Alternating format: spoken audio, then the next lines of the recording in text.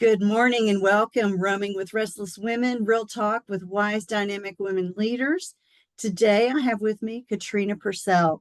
Katrina has held many titles in her career: technical advisor, project manager, the head of global PMO, director of product operations, chief of staff to the CEO for two separate businesses, and now she's the founder of her own company. A graduate of Columbia Business School, Katrina prides herself on her business acumen as she steadily rose through the ranks no matter where she was employed. It became apparent to her that her expertise was in high demand. But while she was making capital for major corporations, the fire in her soul demanded more. She realized her skills would be able to feed that fire through service to minority-led organizations, nonprofits, and those who may not have access to such services at a reasonable cost. So she dreamed big, and now with her own company, Katrina Brasil LLC, she works with seed to Series C. You made that hard for me to say. Tech startups and nonprofits on creating efficient growth and scale. Whether it's strategic planning, operational excellence, product roadmaps, agile tech transformation, or raising capital, her mission is to deliver tailored solutions that drive tangible results and unlock full potential. She lives in Brooklyn, New York, with her brilliant, supportive husband, two very spoiled cats, and a new puppy. When she's not volunteering, she's living life to the fullest in everything she does, which is awesome for everyone to hear. Welcome, Katrina. Thank you so much. Yeah, my sister wrote that for me because aren't we always the worst at talking about ourselves? So I gave her some bullet points and I said, can you make me sound great? Oh, she did a great job. You can tell her. You can tell her that for sure. She should be a copywriter, I guess. Yes. And it was exactly the right length, too. I don't like to spend more than 2 or 3 minutes. So some of them that I get are very long, as you can imagine. So let's start off by talking a little bit about what were some of the skills that you discovered as you were going through your corporate or business career, and then what was the trigger that helped you realize you needed to go in this new direction when you started your company? Yeah, so I'm going to take us back in time a little bit. And so my undergraduate degree is in media. And so I majored in digital media and I went to work for the Discovery Channel and then spent 12 years at Bloomberg doing live news. So I was a technical director.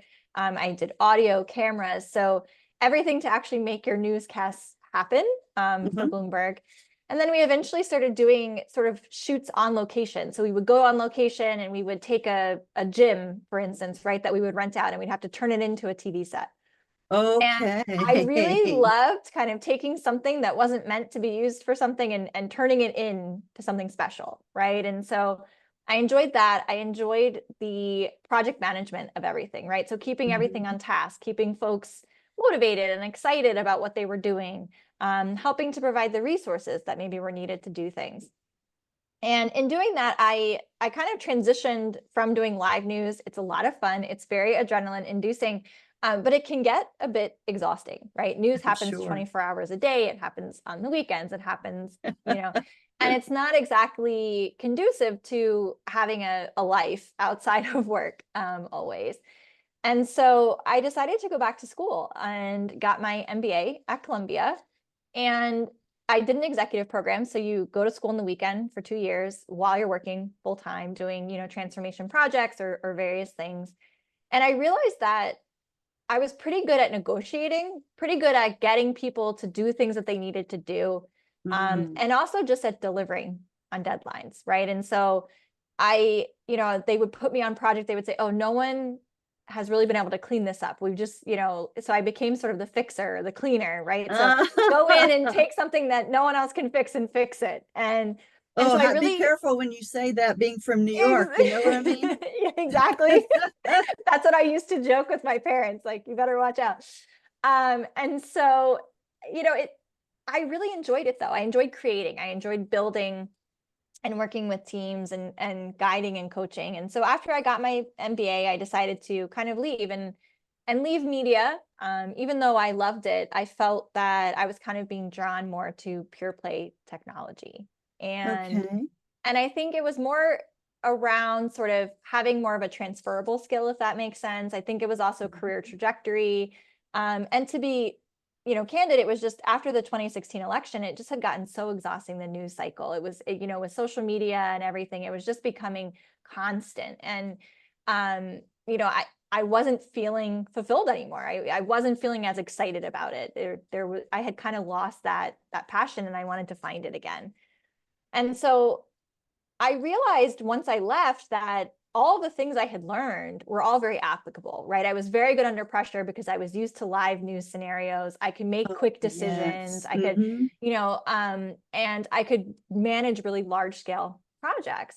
And so all those things kind of came together in an interesting way, right? It's suddenly in a chief of staff role, it was like, oh yeah, okay, because I have seen all these different pieces, and I haven't spent a ton of time on the go-to-market side of things, but I can learn it because I know all the building blocks of what's happening behind the scenes.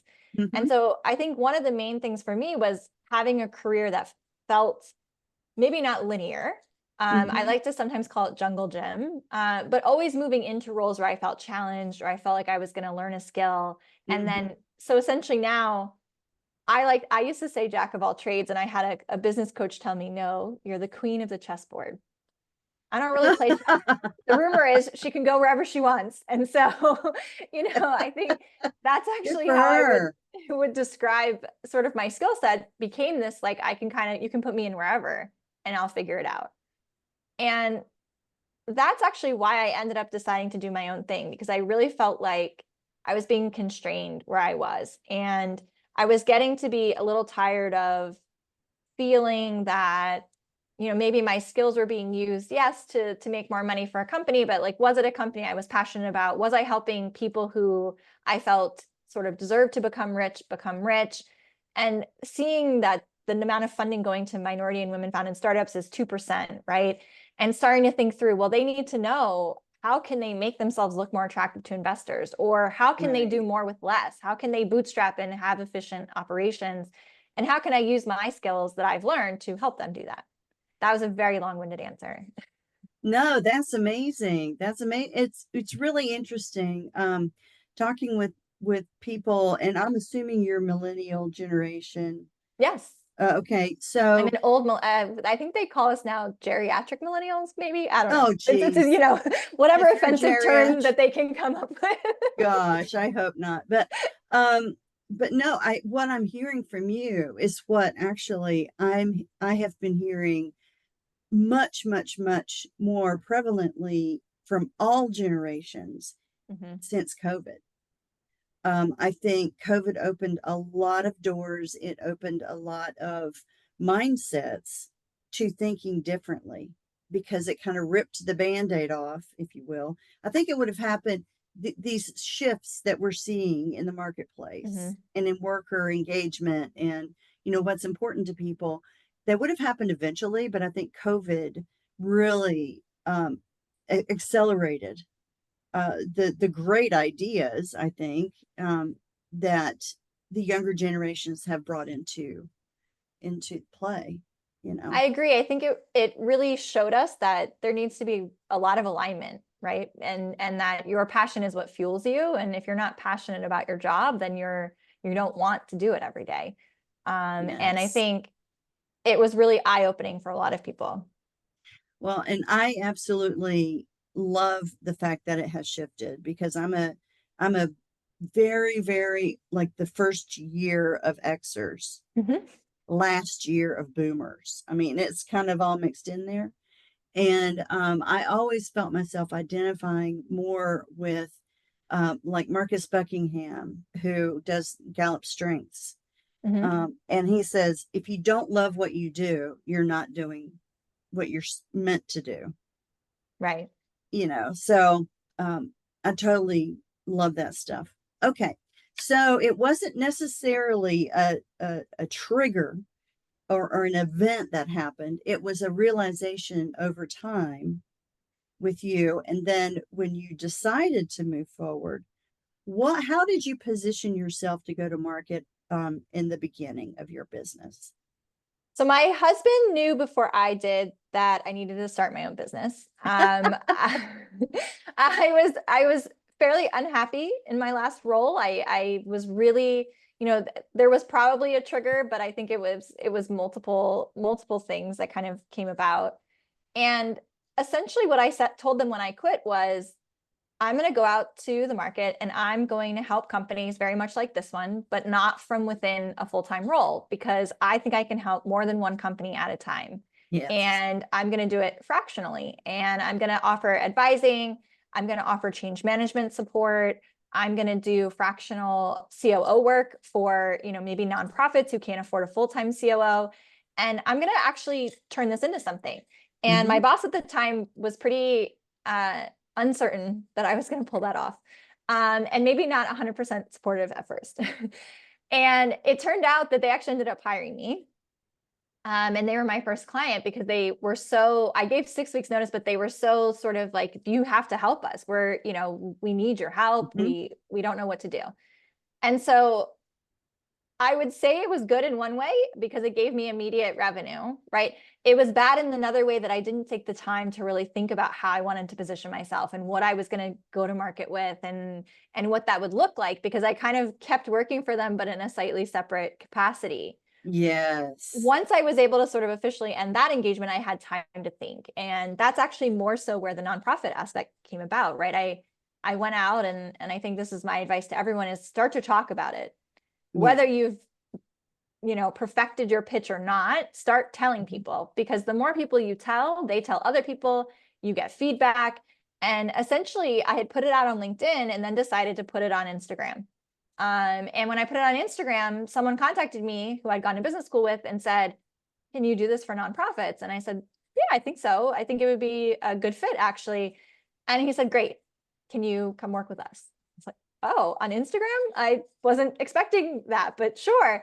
And so I think it's more about putting yourself out there, right? And I Uh-huh. think also being able to go with the flow, which, to be fair, as a type A control freak, is not something I'm normally very good at.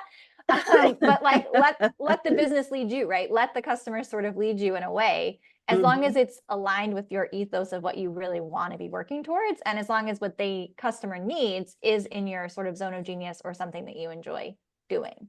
And so I think Absolutely. sometimes people get very tied to one thing. No, this is what I'm going to do, and they miss out on potential opportunities.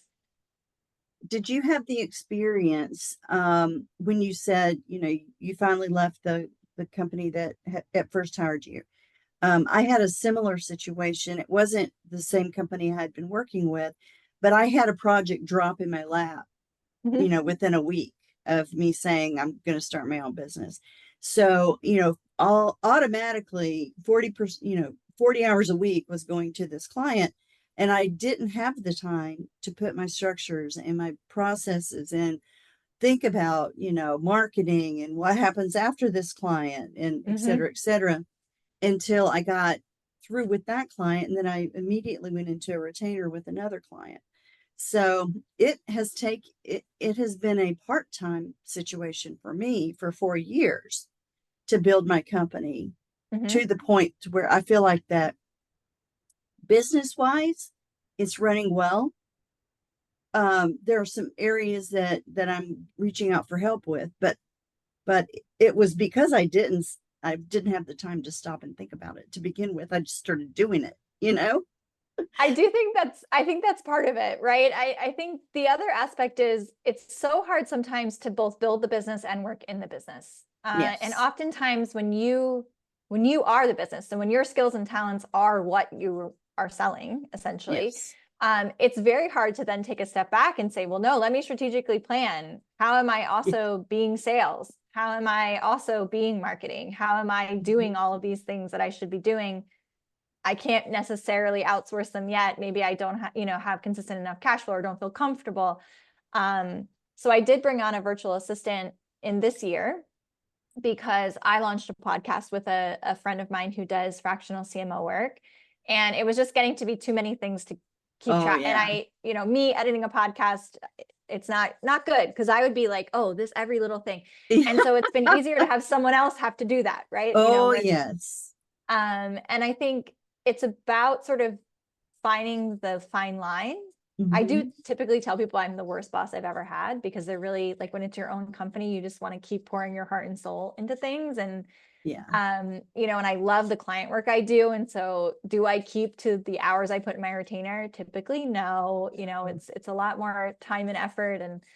And so I think it's more about, for me, just making sure that I'm doing the things that fuel my passion, and then I'm outsourcing the things that don't. So my VA does a lot of the things around expenses, bookkeeping, like all that stuff that I was Yeah. like, oh, I just don't even want to think about it. Yeah.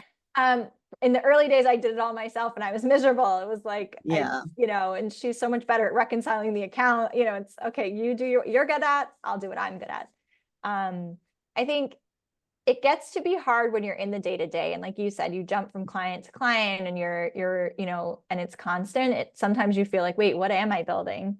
And I Mhm. think I like to take a step back at least once a quarter to really kind of evaluate that. And what does that look like? And what are kind of the big goals for the company Mhm. outside of the specific client goals? Um, Yes. I will say, as with most things, way better at doing it for my clients than I am for myself. Oh, yeah. Yeah. We're the shoemaker's children, Yeah. we don't have shoes. Yeah. Pretty much like that. So tell me about, what is the single biggest value that follows you through all of your career journey, the red thread, the thing that jazzes you up more than anything. So the thing that I love the most is seeing when you've made an impact on other people.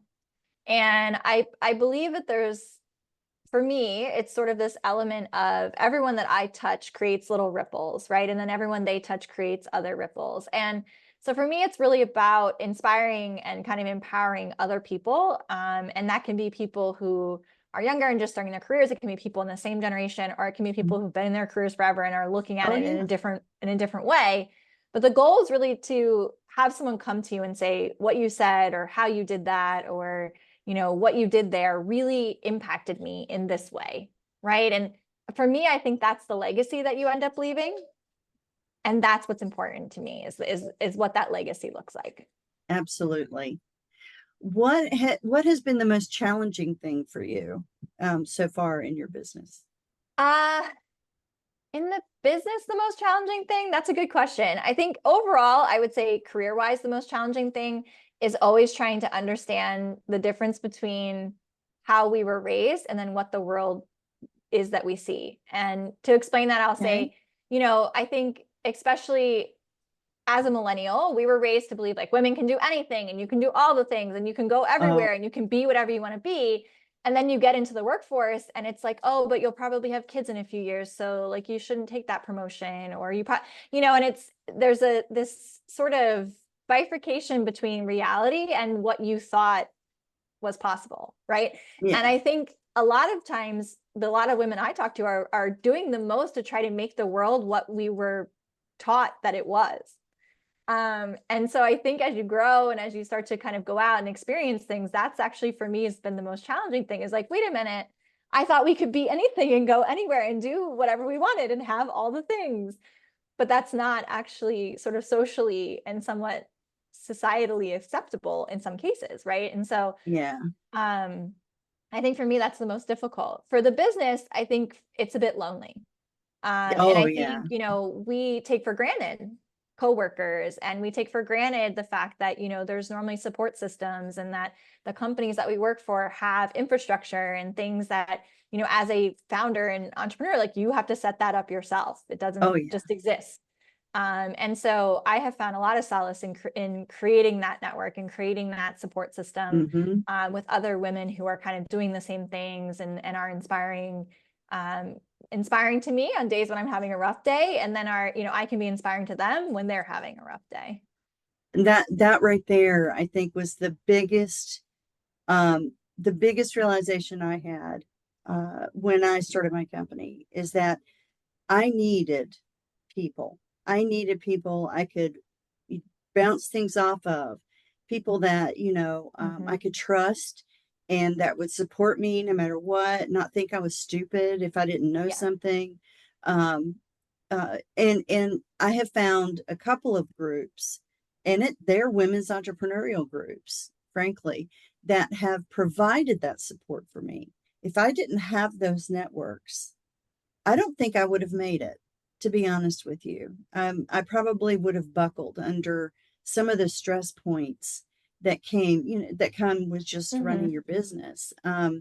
So I'm glad that you mentioned building that network of support, because that is critical if you're going to do anything on your own, for sure. It's such a roller coaster. You need someone on the Yes. ride with you. And I do feel like oftentimes that can't really be your family, right? I mean, they're going to be supportive and they're going to be, Uh-huh. but sometimes when you're having a real down day or bad things have happened, you don't want to include them because you don't want to stress them out or you don't want them Right. to, and so it's so important to have people who understand what you're going through and can offer like real advice or a real shoulder to kind of cry on or someone to listen. Absolutely. I'm even part of one group where the person that runs the group does exactly what I do.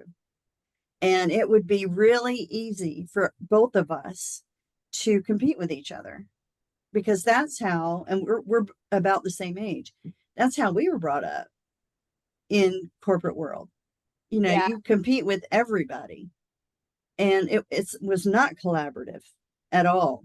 Um, so it's been really refreshing, and she and I have talked about it, to be able to do exactly the same thing, refer business to each other, have discussions about what's going on, and I can advise her, she can advise me. It's phenomenal, and we wouldn't have had that. I don't think I won't. I know I wouldn't have had it pre-COVID. COVID I do forced think, me out, you know. yeah, I do think it is something, and that's actually a conversation, frankly, that I've had oftentimes, even with the people who I'm mentoring, is that I think there's been a big shift for Hmm. women. Like there's not only one seat at the table. There can be as many seats as we create at the table. And it's not about pushing each other down and competing to be the first one. It's really No. actually about creating an infrastructure so the people coming behind you don't have to do as much work to get to that point and being able Yeah. to help and support each other, which I think is so huge. I think the biggest thing that we need to accomplish altogether is changing the mindsets of ourselves, as well as the patriarchy, the people that we work with, you know, Hmm. changing the mindset from just those assumed biases, you know, to now it's no big deal if there's who cares if the table has so many seats. Hmm. I want to be in the world eventually where we're not counting who's in what seats. It just naturally happens that it is a diverse population. It is women, men, transgender, everybody. Yeah. Everybody that has talent to apply should be at the table, period.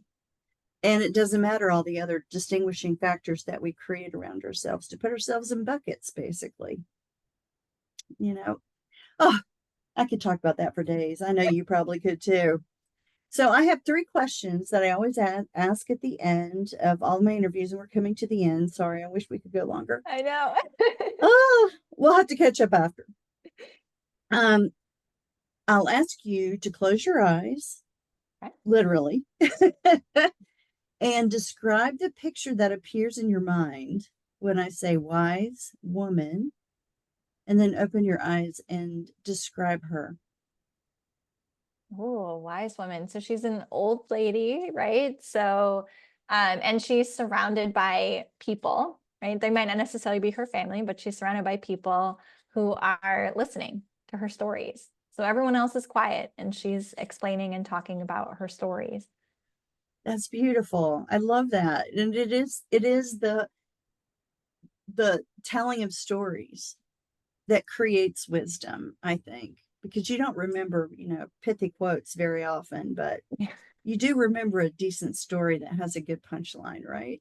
Exactly. Yes. I love it. Where do you like to roam?